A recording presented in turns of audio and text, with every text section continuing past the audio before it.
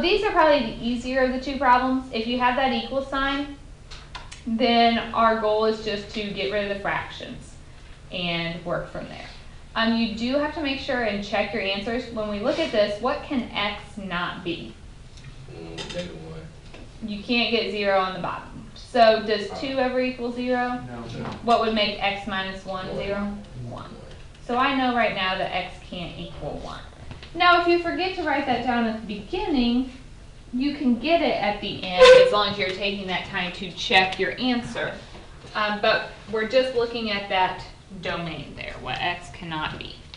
So our strategy was to get rid of the fractions. So to get rid of the first one, what would you have to multiply by? 2x. So everything gets multiplied by a 2. And that would cancel this. What else do we need to multiply by? X minus 1.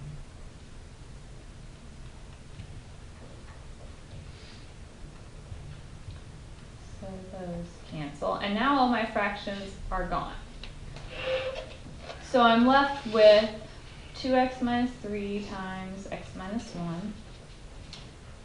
2x times the 2. And x times, can I just go ahead and distribute and make that 2x minus 2?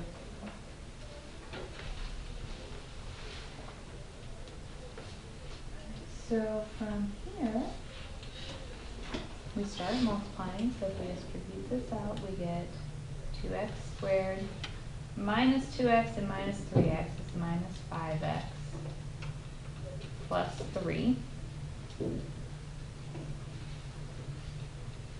plus a 4x equals 2x squared minus 2x. Then what do we do? Add like terms.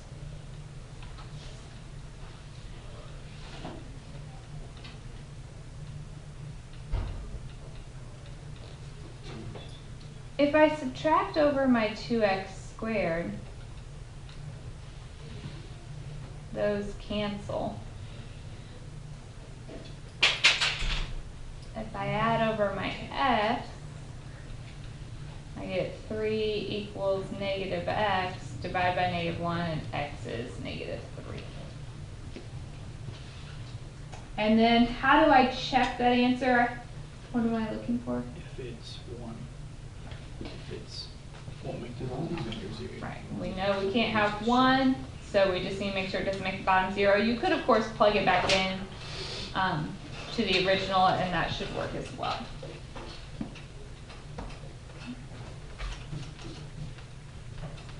So far, so good? So let's review a couple more here. So this problem, what would we do first?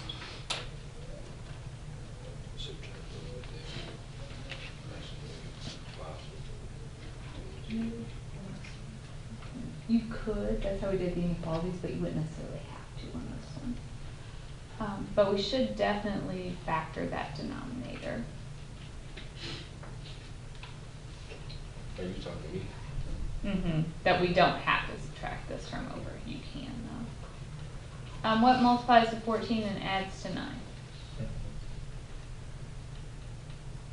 So, can you tell me right now what x cannot be?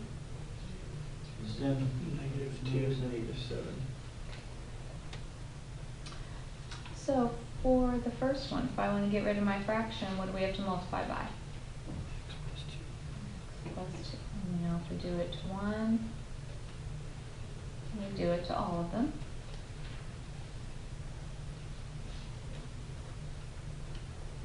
And we still have to multiply by, X plus 7. so again, if you do it to 1, you have to do it to all.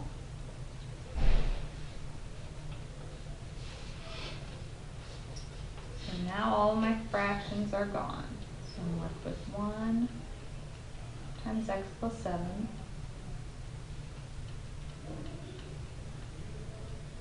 3 times x plus 2 equals 5. we'll just review.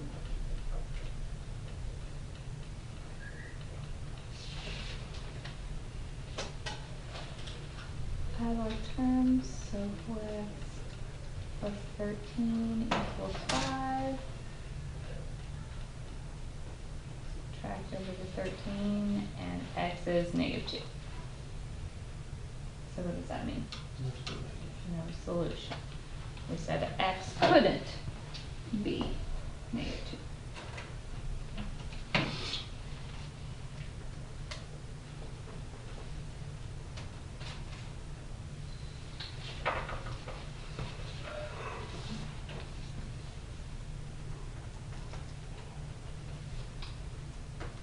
Any questions there?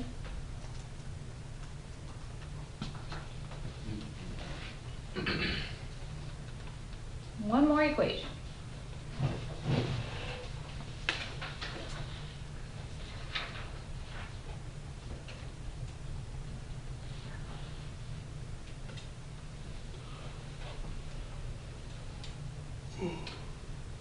So on this one, can you look at it and tell me right now what x can't be? 0.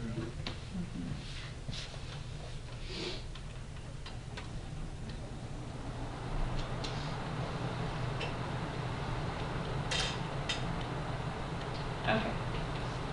Let's start over here. You have 10 over x squared. So what do we have to multiply by? So if you take everything times that, the x squareds drop, and if you have x squared on the bottom and x on the bottom and x squared on top, you can cancel one of those. So that x squared got rid of everything. So I'm left with x squared minus 3x minus 10. So we can do box method. Multiply to negative 10 and add to negative 3. So x is? So it's possible to have more than one answer. So we worked one problem that had one answer, we did a no solution, we did a problem that had multiple answers. Any questions there? Yes, ma'am. So if one of the x's equals 0, but then we have another x, we would just put like the x that wasn't 0? Yes. So if you, after you take out whatever doesn't work, as long as you still have an answer, you keep that number. Anything else? All right, so let's talk about inequalities. Our strategy had to change. We had to get 0 on one side and a single fraction on the other. Then we set the top and bottom equal to 0 and did our sign line. So let's walk through one of those. So on this one, what would we have to do first? Okay, so when I think about this, 1 is like 1 over 1. And we have to get a common denominator. So I need to take it times 2x plus 1 on top and bottom.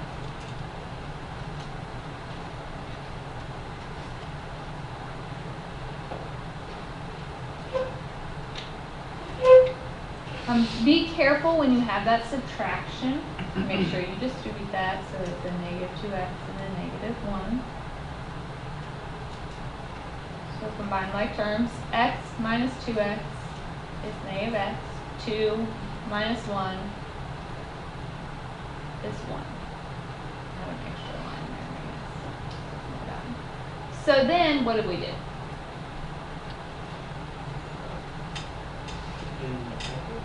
We set top and bottom equal to 0.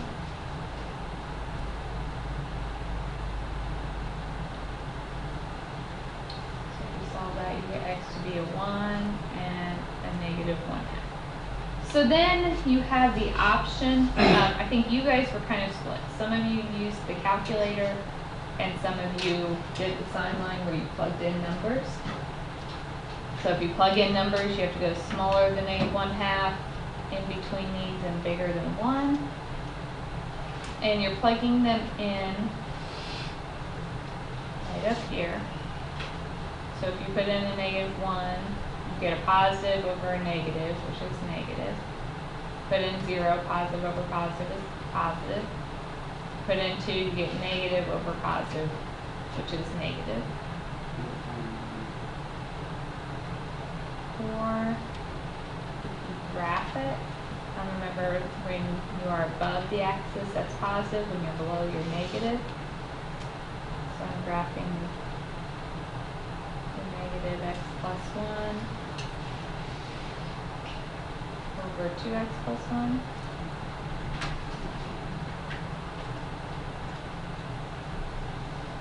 And so we can see there again, it starts off negative, then it's positive, and then it's negative. So you get the same answer either way. Do we want positives or negatives? Negatives, so that would be the end. Equal to means bracket, but can both of those get a bracket?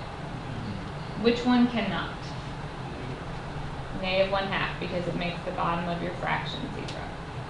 So your answer is negative infinity to -1/2 union, the 1 gets a bracket to infinity.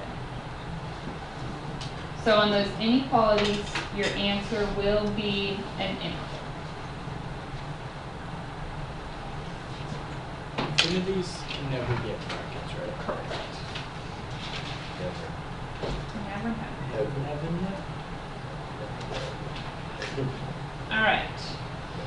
I've got a few more of those. We want to go ahead and try these 2 examples and Yes. make sure we're good. Alright. So this one. Everybody with me here? Yes. Okay. So we already have the 0 on one side. So we get to go straight into setting the top and bottom equal to 0.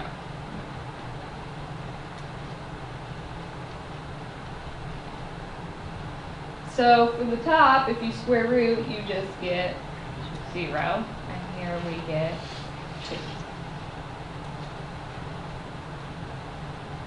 So however you like to do it, if you plug in numbers, you could do like a -1, a 1, and a 3. If you like to graph it, we're graphing x squared over the x minus 2.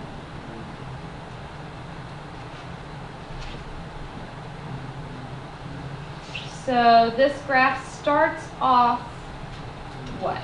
Positive or negative? Negative, because it's below. And if you plug in a -1, you get a negative. Then, between 0 and 2, my graph is still negative. Then, after 2, the graph is positive. I wanted to know where it was greater than 0, which would be positive, no equal to, so parentheses. So it's just 2 to infinity.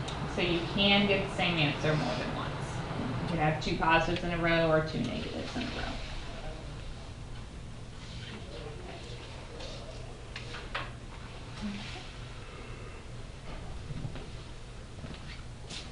And last one.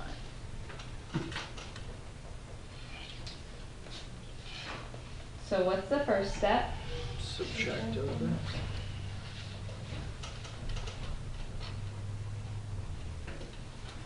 Okay, in order to add or subtract fractions, what do we need? Same denominator. So I'm going to take the first one times x minus 2, and the second one times x. So we get x minus 2 over x times x minus 2. I'm going to treat this as a -1. So that gives me a negative x over x times x minus 2. So my denominators match. Positive x and negative x cancel. So we just have -2 on top. So we set top and bottom equal to 0. Does the top ever equal 0? No. No, so we just ignore that. The bottom, you get 0 and 2.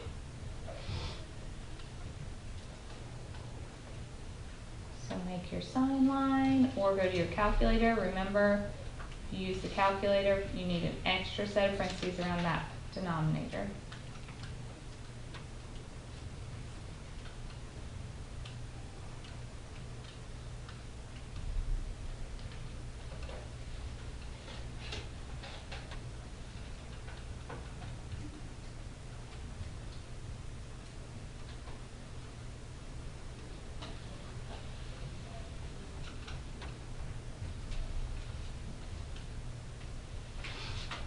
And